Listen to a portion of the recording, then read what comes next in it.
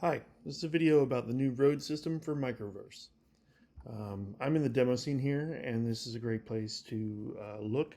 I encourage you to read the documentation. That's sort of the ultimate place to look, but there are many tips and tricks in this demo scene that are on these billboards. So it's a great place to come in and see what's possible and how you would set up various cases.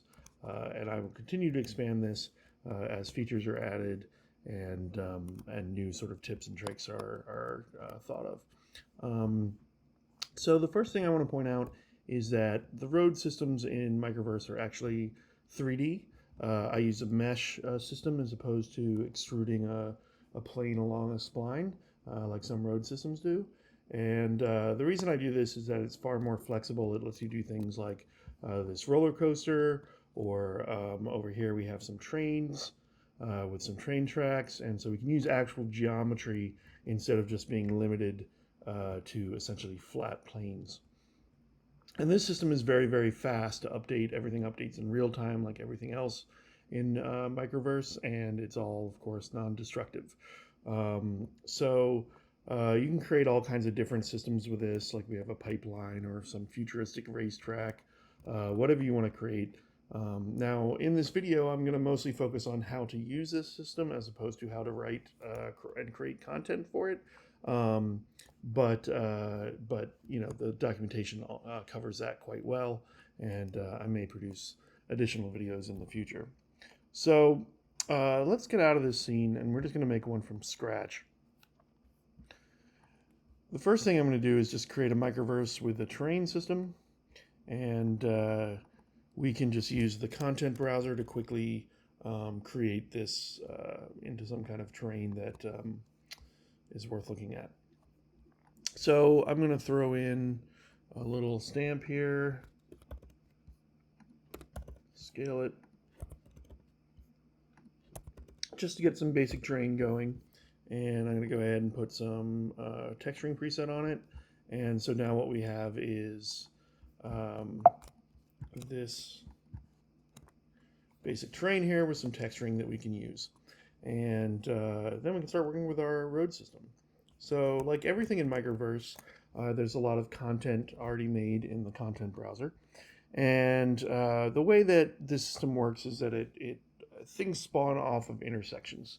So for instance, if I grab this Y section here and drop it down and place it in the scene, you'll notice a couple things happen. First of all, it creates what's called the road system component. And this has a few options about how we want to treat the roads that are created for this system. Another thing you may notice is that down here we actually have multiple systems. We have one for the railroad tracks, one for traditional roads, one for roller coaster parts, and the speed racer, which is for sort of futuristic roads. So everything within one of these packages is designed to work with everything else in the package, and there may be other ones shipping onto the asset store, or configurations can be made to use other road assets with this system, much like we've done with texturing and vegetation and other stamp libraries and things like that. So let's go to the road system component here. And the first thing we'll notice is there's an option, which is true by default, to hide game objects. And essentially, when we're building roads, we're going to be creating lots of objects for the connective, like the spline-based roads and things like that. And this lets us hide all the meshes and the sort of random stuff that's in the hierarchy, so that we're just dealing with roads and intersections, which is a lot easier. But sometimes you want to debug things, and having that option is nice for that. The second option is actually one of the most important ones. It's called generated load. And what this means is, do I want to generate these roads when the scene loads up, generating all the geometry from the spline data, or do I want to do that while I'm editing and store all that data in the file? Now, the difference is, if you're storing a lot of generated meshes in the scene file, it's going to take up a lot of memory. On the demo scene I was showing before, if we turn off generate at load, it makes the scene file about 90 megs larger. This is the on-disk size. When you actually ship that to the user, it gets compressed, and it would be smaller than that. But it is a substantial amount of data. The other option is that you can just say generate this at load, which means when you go into play mode or into your build, it's going to generate this data on the load of the scene when the scene starts. The downside is that even though the generation is quite fast, the integration of physics objects back into Unity's physics system takes quite a bit of time. So it will make your loading time a little bit longer in terms of the startup, but you won't have to load nearly as much data or ship nearly as much data to the user. So that this gives you a choice, and depending on how you're loading your world, how your game is set up, is it a streaming world? Like for a streaming world, it might be faster to have all the data stored in the scene files because you can load on another thread, and then when everything's loaded, you can then populate the scene. And so that might actually be better, even though the file sizes are larger, than generating at load time, which might cause a hitch. So there's a content ID, and this just basically says, hey, when I come in here and I drag, one of these objects to the scene, or I extend this out, like which system should it go with? And finally, there's a template material. And what the template material lets you do is apply a global text string to all of the roads in your system. So if I go to the project file here and I look in the content for the roads module, there's a folder called material templates. If I drag one of these to my system here, we can see how it's changing it to a different type of asphalt in this case, a lighter one, or we can go with this chaos one, and this chaos one procedurally generates puddles and cracks and wear all over the road. And so you can create new templates with new looks, with new wear parameters, etc., and then just drop them onto your system, and everything will be created with that. So if I want to extend this system, I can double-click, select my intersection, and then double-click on one of these points, and you'll see that it just adds a road section, which is a spline-based system that we can then come here, we can adjust it, move it, add new points to the spline, and extend that out into whatever road we need. The intersection itself has essentially one option on it, which is whether or not this modifies the terrain. If I move that intersection up or down, you can see that the terrain is being deformed around that piece. And that's using the MicroVerse system for non-destructive terrain editing. So we come over to our road system and see that there's also a spline path component on it. And this component adjusts the settings for how it's going to modify that terrain. So for instance, if I make my smoothness much bigger on this on the height map modification, you can see that it'll take a much softer approach to affecting that terrain, which can look much more pleasing than just creating embankments really tightly with the road. So this, if you're not familiar with the spline system, you should go read the docs on that or watch some of the videos on it. But basically, it has the power to clear out trees and vegetation and things like that. So it's a very, very powerful system that can be used by the road system to modify the terrain around these roads. So there's a bug in Unity's spline system right now. If you've ever had to deal with Unity QA, you know that they will reject a lot of bugs for trivial reasons, but I'm going to show you how to get around it. So the spline system here, if we switch to spline after selecting our road, we can see we have 2 points on the spline. And then there's a draw spline tool, which we can shift into. And if we select one of those spline points and drag out, the first drag will be the handles direction, and then the second drag will be the actual spline. And when we click, nothing happens because the Unity spline system throws this error here because it doesn't have data in its cache. And so I'm hoping Unity fixes this soon because it's stupid. But this lets me go ahead and hit this update system button, which will refresh the road system and force it to update. Basically, whenever you have a null ref in Unity, it stops running code, so my system doesn't get the event that something has changed with the spline. So hopefully Unity will fix that at some point.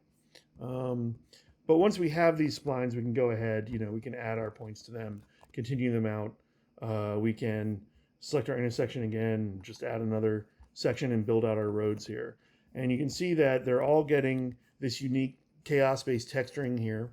from the shader, and it's generating these kind of cracks and puddles over our surface here. And all of this weathering, like the puddle system and stuff, will all integrate automatically with Enviro and WeatherMaker, just like the rest of my shader systems do. So this lets you have kind of a unified weathering system for the roads, along with a system for building up puddles and things like that. So these road systems use a special shader that can keep these lines very high res, even though we're very close to them. You don't need a high res texture for these. And then it also knows how to blend in all these effects like, rain ripples and puddles and wear and things like that. And then if you decide you want, a different material here, we can just grab like,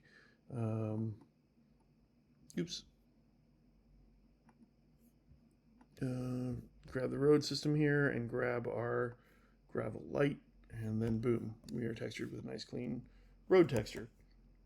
And again, those spline settings that you have for your road apply all along, intersection, here we go, all along this road system, and moving the road will, it'll stay attached to its splines, and you can go and you can edit your splines to move them around as well.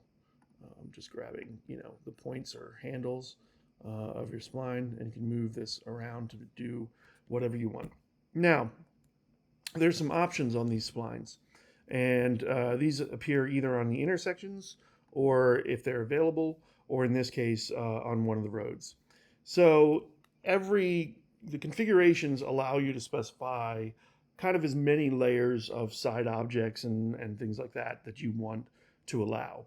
And essentially here, we have our main piece, which we can select between 1 or 2-way, which will change the material effectively, but change this to a 2-way US road system, which would have solid yellow lines, so like a pair of them, or in the current case of 2-way roads, one-way roads, we have a dotted line indicating, that you can switch lanes, but you're all going one way. You can put on various guardrails. So for instance, if I select these guardrails, you can see that they get deformed along with this road, and they follow the road and are, side objects essentially, right? We have other types of side objects here that we can also do. So like, for instance, we can add our street lamps on both sides. And again, these will all stick with the road if we edit it. So we can come to the spline here and, fix this tangent a little bit. And then you can see everything moving along with it. So that's a really nice, fast way to build up the objects on your road system and keep them all synced up. But there's another way to do this, which can be very useful if you're building out particular scenes and you don't want to mess with the configuration files to that, because the process of setting up these layers is much more complex than just placing objects, right? So if I go and I grab this pole here and I drag it out from the content browser, if this piece of content, which it actually doesn't, if it has what's called a spline relative transform on it, then what I can do is say that the position of this pole is relative to a particular spline, okay? So let's make sure I got the right spline. I do not. So we're going to take this pole here, and we're going to assign it this spline to be relative to.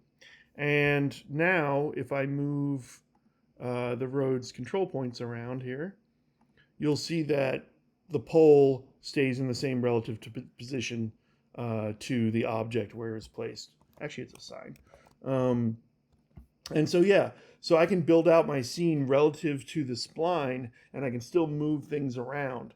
You can do the same thing with intersections, obviously, because they're just game objects. You can compare and stuff to them, right? But this is very handy to keep everything non-destructive and let you continue to work with things and have these objects automatically updated with it. And there's one option on here, which is whether to allow roll or not. So if you allow roll, then essentially or sorry, I'm talking about the wrong thing here. Um, the keep upright option, which basically just says if I twist the spline in some way, keep this object upright. So back to the road though.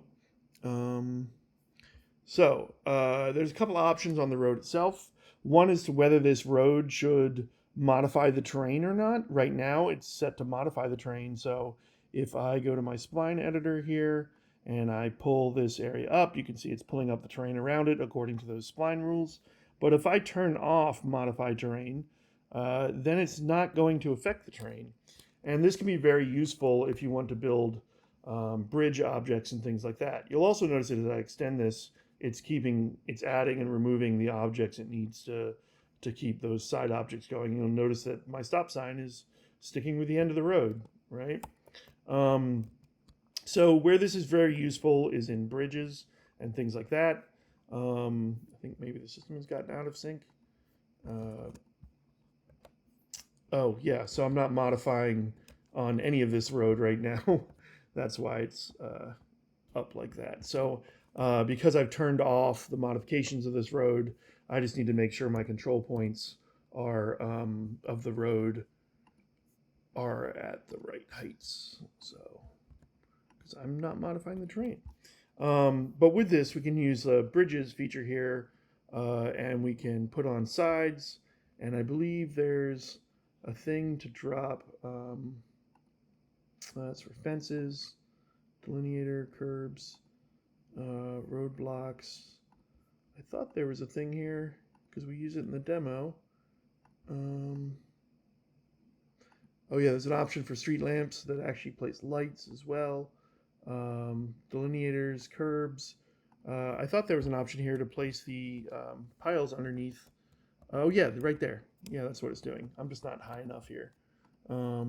So if I make that higher, you can see that as we pull off the ground here, we're getting objects appearing which are part of this preset to make this road, a bridge effectively. So very powerful feature set. Again, it runs very fast. It runs in tangent with MicroVerse. Actually, the way this actually works, if you're interested, is that all the road system stuff is done on other threads and jobs and generates all of its meshes while MicroVerse is actually doing all the terrain editing on the GPU. So they're actually working together to finish the frame faster, which is why it doesn't really have much effect on the time it takes to update your landscape. So everything stays nice and fast. So yeah, that's basically how you use this system. I'm trying to think of what else I should cover in this video. I'm not going to really cover all the setup that you can do to make your own systems, but I will cover the actual material and how it works. So if you're familiar with my materials, they're written in a system I wrote called Better Shaders, and they work across all three render pipelines so that you can write your shader once and run it in all three, which is the way it should have been from the beginning, but Unity really screwed that up. You can choose different packing modes. So I usually provide something for Unity packing, which is essentially HDRP's packing system, which packs everything into 3 textures. I also have what's called the fastest packing mode. That allows you to pack things down into 2 textures at some quality loss and the loss of,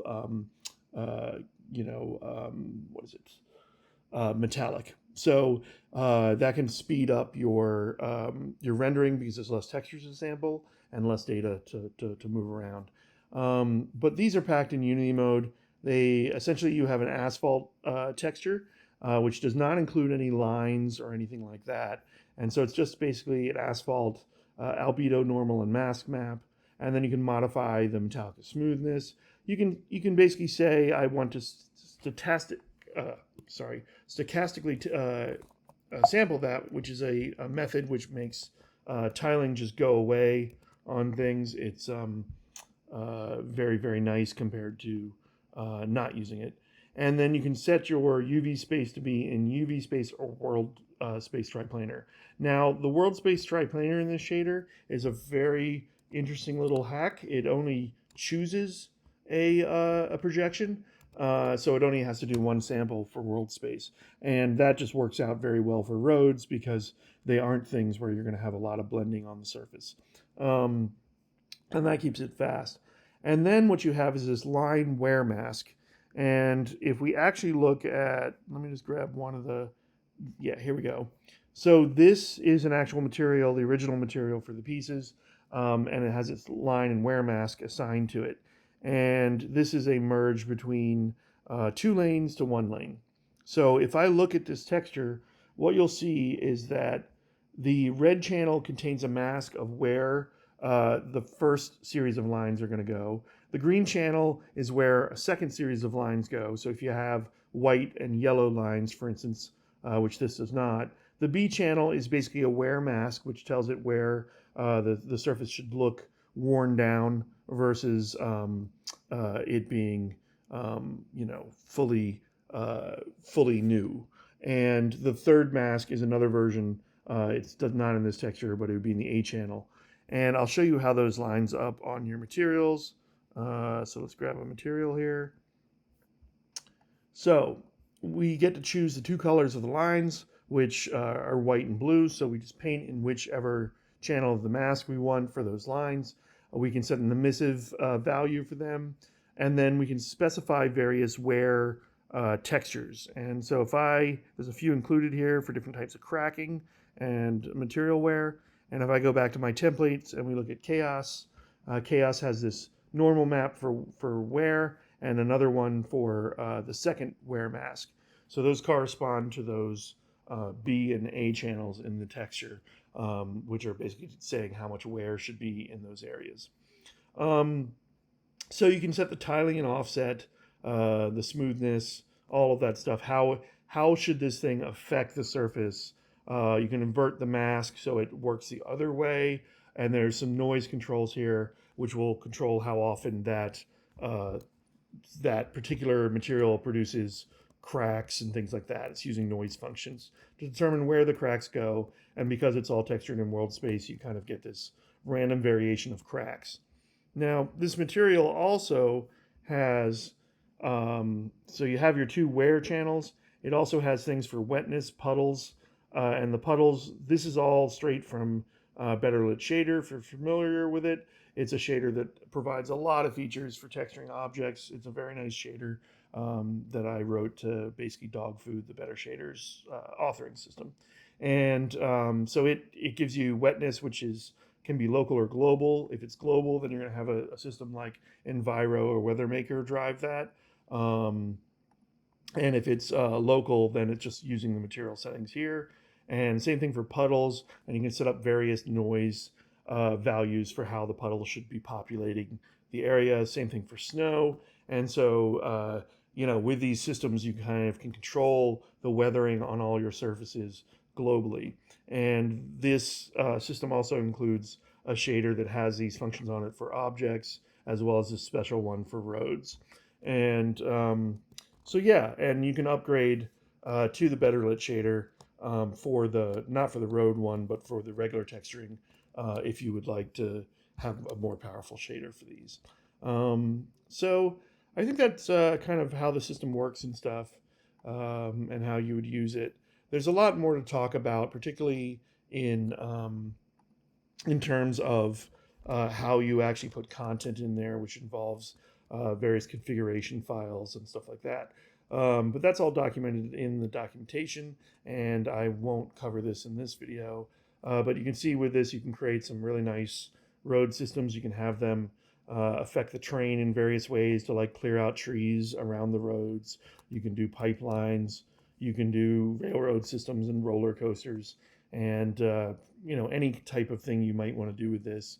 You can create presets of things that should appear along the road and add those to the various configs. You can place objects on the road and then have them essentially map themselves to stay with the road as you edit it. So that kind of gives you both workflows, both the dialing up a preset, or you know what, I just want to put some stuff along the road, and then when I move it, I want it to stay along the road. So I believe For instance, if we find the train tracks over here, there they are. Like if I grab this, let's see if this object has it. Yeah, this has a spline relative transform on this train station. And so if I move this, edit the spline, which is under the railroad system here, gonna make that a little bigger so I can see it. Here we go. So if I grab this railroad here and I edit this, you'll see that this just moves along with the spline, right? So that really helps with not breaking things, and you don't have to go and modify all these configurations and set them up to place these objects. So for one-off stuff or unique stuff, this is a really nice way to work, because everything just will stick with your road or whatever you're building. So cool. I hope that's been useful in explaining how the system works. And please read the documentation. It is thorough and probably answers most of your questions. And if it doesn't, I'm sure I'll see you on Discord. Thanks.